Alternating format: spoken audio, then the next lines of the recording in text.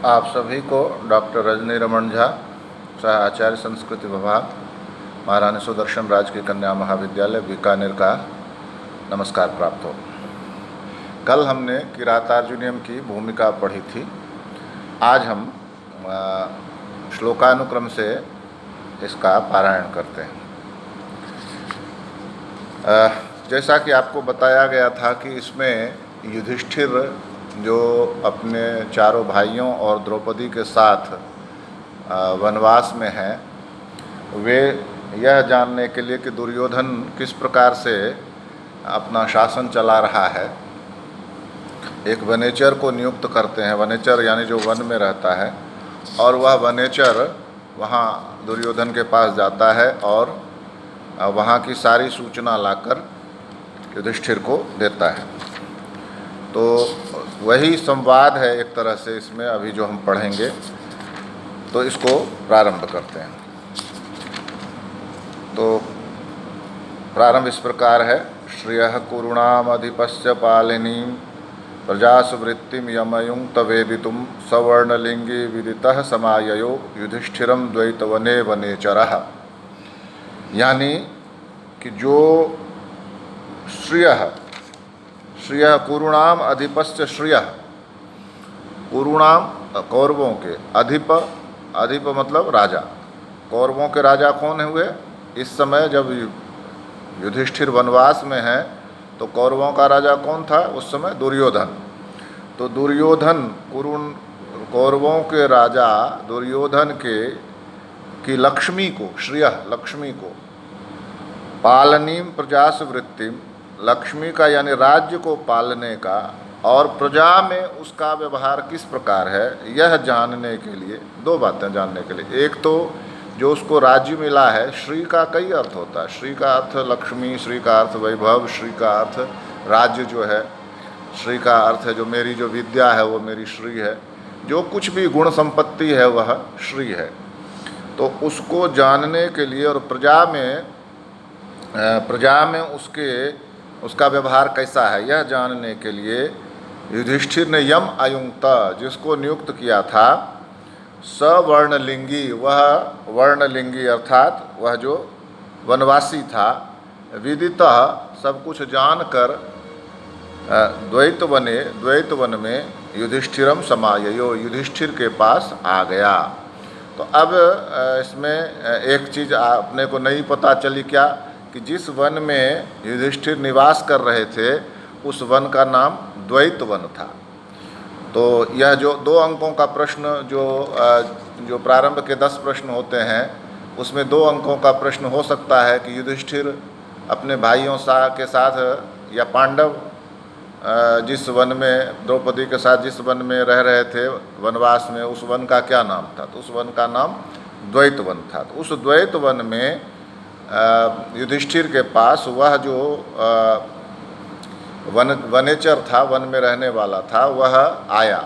वह क्या करके आया था? तो वह दुर्योधन के सारे साम्राज्य का पता लगाकर आया था। दुर्योधन किस प्रकार से राज्य का पालन कर रहा है और साथ ही वह प्रजा के प्रति क्या व्यवहार करता है, यह जानकर वह चला आया। कौन? जो वो वनेचर था। कहाँ आया? युधिष्ठिर के पास आया। तो इतनी बातें प्रथम श्लोक में कही गई हैं। तो यह जो कहा जाता है, आप लोगों को बताया था मैंने कि भारवेर अर्थ गौरवम, भारवी का जो अर्थ गौरव है वो बड़ा माना जाता है। क्यों? आप देखिए, छोटे से एक तरह से 4 चरण वाला श्लोक है, छोटा सा, लेकिन कितनी सारी बातें हो गई कि वह जिसको युधिष्ठिर ने गुप्तचर के रूप में नियुक्त किया था, वह वनवासी था, वह दुर्योधन के पास चला भी गया, वहाँ उसने सारी बातें पता भी कर लीं और फिर वापस युधिष्ठिर के पास आया। तो यह एक ही श्लोक में कितनी सारी बातें भारवी ने कह दी। इसलिए भारवेर अर्थ गौरवम, अर्थ गौरव है भारवी में, ऐसा कहा जाता है। बहुत सी बातें छोटे छोटे वाक्यों में ही वो कह देते हैं, यही उनका अर्थ गौरव है। कृत प्रणामस्य महिम महीभुजे जिताम सपत्ने निवेदयिष्यतः न विव्यथे तस्य मनो न हि प्रियम प्रवक्तुमिच्छन्ति मृषा हितैषिणः। जो कृत प्रणामस्य, जिसने नमस्कार किया युधिष्ठिर को, कौन होगा? हम आप समझ सकते हैं कि वह कौन होगा। वह वही वनेचर होगा जो गया था और वहाँ दुर्योधन के राज्य का पता लगाने के लिए, और वापस आया सब कुछ जानकर। तो उसने युधिष्ठिर को प्रणाम किया। और सपत्नेन जिताम महिम, शत्रु के द्वारा जीती गई पृथ्वी को, महिम का अर्थ उतना राज्य भी होता है जितना उस राज्य के अंतर्गत जितनी पृथ्वी है उसको भी महिम कह देते हैं कि उस पृथ्वी को जीता उसने, जितना राज्य है उतनी पृथ्वी है। तो महिम जिताम का अर्थ भी जितना राज्य जीता था उसके बारे में। महीभुजे निवेदयिष्यतः, महीभुज को अर्थात उस राजा युधिष्ठिर को निवेदयिष्यतः निवेदन करते हुए, तस्य मनः न विव्यथे, उसके मन में किसी प्रकार की व्यथा नहीं हुई। फिर से समझिए, वह जो वनेचर दुर्योधन के राज्य के बारे में सब कुछ पता करके लौटा, वह सारी बातें उसने पहले प्रणाम किया युधिष्ठिर को, और उसके बाद सारी बातें किनको बताने लगा? युधिष्ठिर को। ऐसा करते हुए उसके मन में किसी भी प्रकार की कोई व्यथा नहीं हुई, क्योंकि ही हितैषिणः मृषा प्रियम प्रवक्तुम न इच्छन्ति। जो हितैषी होते हैं वे झूठी प्रिय लगने वाली झूठी बात कहने की इच्छा नहीं रखते। यानी असली हितैषी वह है जो आपकी प्रिय लगने वाली बात है लेकिन झूठी है वो नहीं कहेगा। भले ही थोड़ी कड़वी लगे लेकिन वो आपके हित की बात है तो वह कहेगा, वह हितैषी है। ऐसा इस श्लोक में कहा गया। फिर आगे कहते हैं, द्विषाम विघाताय विधातुमिच्छतः रहस्यनुज्ञाम अधिगम्य भूभृतः स सौष्ठवो दार्य विशेषशालिनीं विनिश्चितार्थामिति वाचमाददे। स द्विषाम विघाता, शत्रुओं का नाश, द्विषाम शत्रुओं का नाश करने की, विधातुम करने की, इच्छतः इच्छा रखने वाले, भूभृतः युधिष्ठिर के राजा के, रहस्य एकांत में, अनुज्ञाम उनकी अनुमति को, अधिगम्य पाकर। यानी इसको ऐसे समझें कि राजा युधिष्ठिर अकेले में है, क्योंकि सबके सामने तो यह बात हो नहीं सकती, गुप्तचर अकेले में ही बात करता है राजा से, तो इसलिए अकेले में है। और वे शत्रुओं का नाश करने की इच्छा रखते हैं, यह भी बात स्पष्ट है, नहीं तो वो दुर्योधन के पास गुप्तचर को क्यों भेजते। तो शत्रुओं का नाश करने की इच्छा रखने वाले और एकांत में। और तीसरी बात क्या कही? तीसरी बात यह कही कि उनकी अनुज्ञाम, उनकी अनुमति को पाकर। ऐसा नहीं है कि जाते ही उसने धड़ाधड़ बोलना शुरू किया, ऐसा नहीं, यह शिष्टाचार के विरुद्ध बात होती। तो इसलिए पहले उसने युधिष्ठिर की आज्ञा को प्राप्त किया और उसके बाद क्या हुआ? तो सौष्ठवो दार्य विशेषशालिनीम, विशेष गुणों से युक्त। और विशेष गुण क्या था? तो सौष्ठव। सौष्ठव किसको कहते हैं? यदि आप अच्छे वाक्यों का प्रयोग करते हैं, आप सुंदर सुंदर शब्दों का प्रयोग करते हैं और जिसका अर्थ बड़ा सुंदर है, तो ये सब मिला के सौष्ठव का निर्माण करते हैं। सौष्ठव इसी को कहते हैं, सौष्ठव। सुष्ठु कहते हैं अच्छा, और सौष्ठव मतलब जो अच्छाई से युक्त है। तो ऐसा वाक्य जो सुंदर शब्दों से युक्त है, ऐसा वाक्य जिसमें वो वाक्य ही बड़ी सुंदर, बहुत सुंदर ढंग से रचा गया है। और तीसरी बात यह है कि उसमें सुंदर अर्थ की प्रतीति होती है। तो इतनी बातें जब होंगी तो कहेंगे कि यह सौष्ठव से युक्त है। तो सौष्ठव और औदार्य से युक्त है। औदार्य से युक्त का भी अर्थ वही हुआ कि जिसमें अच्छे शब्द हों, अच्छे वाक्य हों। तो शब्द और अर्थ दोनों का गुण, या ऐसे अगर इसको समझें, चूँकि सौष्ठव के साथ औदार्य का भी प्रयोग किया गया है, तो सौष्ठव तो हो गया सुंदर रचना, वाक्य के सुंदर शब्दों के साथ सुंदर रचना वाक्य की, और औदार्य हो गया जिसमें अर्थ बढ़िया है। तो सौष्ठवोदार्य विशेष शालिनी, ऐसा विशेष गुण जिसमें था, ऐसे वाक्यों को जिसमें शब्दों की भी सुंदरता थी और अर्थ की भी सुंदरता थी, ऐसे गुण जिसमें थे, ऐसे गुणों से युक्त वाक्यों को विनिश्चितार्थ था, और जिसका अर्थ बड़ा निश्चित था, उसमें कोई कन्फ्यूजन नहीं था, कोई भ्रम नहीं था, अर्थ बिल्कुल स्पष्ट था। ऐसे अर्थ से बिल्कुल स्पष्ट वाणी को वाचम आददे कहना प्रारंभ किया। आददे, आददे का अर्थ तो होता है वास्तव में स्वीकार किया, लेकिन यहाँ पर कथयामास कहा, उसको ये अर्थ लेना पड़ेगा, क्योंकि वो जो कह रहा है तो कहने से पहले वो शब्दों को निश्चित करेगा कि मुझे क्या कहना है। तो यही इसी अर्थ में आददे है कि उसने स्वीकार किया कि मुझे ये शब्द बोलने हैं, ऐसे ऐसे वाक्य बोलने हैं और जिसमें इस तरह का अर्थ होगा।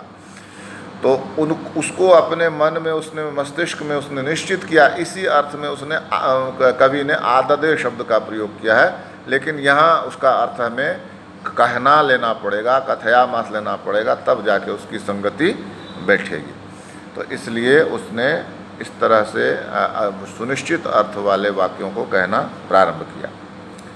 आगे क्या कहते हैं? क्रियासु युक्तैर नृपचार चक्षुषो न वंचनीयाः प्रभवो नुजीविभिः अतो रहसि क्षन्तुम असाधु साधुवा हितम मनोहारी च दुर्लभम वचः। अब वो कहता है कि कौन, जो गुप्तचर बन के गया था वनेचर, वह कहता है कि नृप, हे राजा, क्रियासु युक्तय है, जिनको आपने क्रियाओं में लगाया है। क्रिया क्या थी? दुर्योधन के राज्य का पता लगाना। तो उस क्रिया में लगे हुए युक्त है अनुजीवी भी, जो अनुचर हैं आपके, चार चक्षुषा, गुप्तचर ही जिनकी आँखें हैं, ऐसे प्रभव, ऐसे राजा, न वंचनीया, ठगे नहीं जाने चाहिए। हे राजा, जिन गुप्तचर ही जिनकी आँखें हैं, ऐसे राजा को ऐसे गुप्तचरों द्वारा जो क्रियाओं में लगाए गए हैं, विशेष प्रकार के काम में लगाए गए हैं, उनके द्वारा ठगा नहीं जाना चाहिए। अतः असाधु व साधु क्षन्तुम अर्हसि, इसलिए मैं जो कुछ कहने जा रहा हूँ वह साधु है या असाधु है, अच्छा है या बुरा है, क्षन्तुम अर्हसि, आप उसको क्षमा कर दीजिएगा। हितम मनोहारी च वचः दुर्लभम, हितकारी और मनोहर, जो मन को प्रिय भी लगे और हितकारी भी हो, ऐसे वचन बड़े दुर्लभ होते हैं। दोनों ही बातें मन को अच्छी भी लगें और मेरा हित भी करें, ऐसे वचन जल्दी नहीं मिलते हैं। या वचन या तो मधुर होंगे या कड़वे होंगे, लेकिन हितकारी होंगे। दोनों ही बातें होंगे, ऐसा बहुत कम देखने को मिल, दुर्लभ है। ऐसा तो नहीं है कि नहीं है, दुर्लभ शब्द का इसीलिए प्रयोग किया गया है, अन्यथा असंभव शब्द का प्रयोग करते, लेकिन दुर्लभ शब्द का प्रयोग किया गया, इसका अर्थ यही हुआ। तो हितकारी और मनोहर वचन दुर्लभ होते हैं, ऐसा उस गुप्तचर ने कहा। आगे कहता है वही गुप्तचर, सकिम सखा साधु न शास्ति योधिपम हितान न यह संसृणुते सकिम प्रभु सदानुकूलेषु ही कुर्वते रतिम नृपेष्वमात्येषु च सर्वसंपदः। कि सकिम सखा साधु न शास्ति योधिपम, वह दुष्ट मित्र है जो राजा को अच्छी बात, जो राजा को साधु अच्छी बात नहीं बताता है, सही बात नहीं बताता है, वह दुष्ट मित्र है। और हितान न यह संसृणुते सकिम प्रभु, और यह हितान न संसृणुते, और जो राजा हितकारी बातों को नहीं सुनता है, अपने हितैषियों की बातों को नहीं सुनता है, सकिम प्रभु, वह दुष्ट राजा है, वह अच्छा राजा नहीं है, बुरा राजा। जो हितकारी बातों को नहीं कहता वह मित्र बुरा है, और जो अपने हितैषी की बात नहीं सुनता वह प्रभु यानी राजा बुरा है। सदानुकूलेषु ही कुर्वते रतिम, जब नृपेष्व मात्येषु, जब नृप में, राजा में और अमात्य में, मंत्रियों में अनुकूलता होती है, अनुकूलेषु सदा ही कुर्वते रतिम कुर्वते, तो वहाँ बहुत सुख निवास करता है। जब राजा और अमात्य दोनों अनुकूल होते हैं तो सर्व संपदा, अच्छा ये था, सर्व संपदा, सभी प्रकार की संपत्तियाँ रतिम कुर्वते, प्रसन्नतापूर्वक निवास करती हैं। राजा और अमात्य जब दोनों अनुकूल हो जाएंगे तो सभी प्रकार की संपत्तियाँ वहाँ रतिम कुर्वते, प्रसन्नता का अनुभव करती हुई निवास करेंगी, ऐसा उसने सुनाया। तो इस प्रकार से आज हमने 5 श्लोकों का पारायण किया और शेष श्लोकों का हम आगे पारायण करेंगे। धन्यवाद।